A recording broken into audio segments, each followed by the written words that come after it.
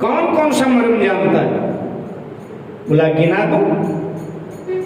भगवान ने बड़े दबी आवाज में कहा गिना दे भाई, बुरा मत मानना कि मेरे मर्म गिना रहा है। बोले नहीं नहीं गिना दो।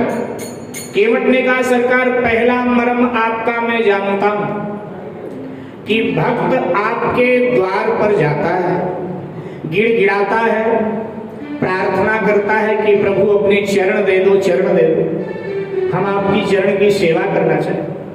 लेकिन आप देते कहाँ हो? आप तो आकड़ जाते, देते नहीं।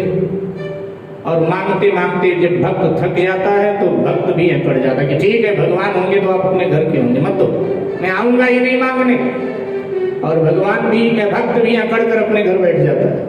और जब ज्यादा दिन तक कोई भक्त आपके चरण नहीं मांगता तब आपके चरणों में खुजली होने लगती है और फिर आप स्वयं किसी न किसी भक्त के द्वार पर अपने चरण देने के लिए चले जाते हैं।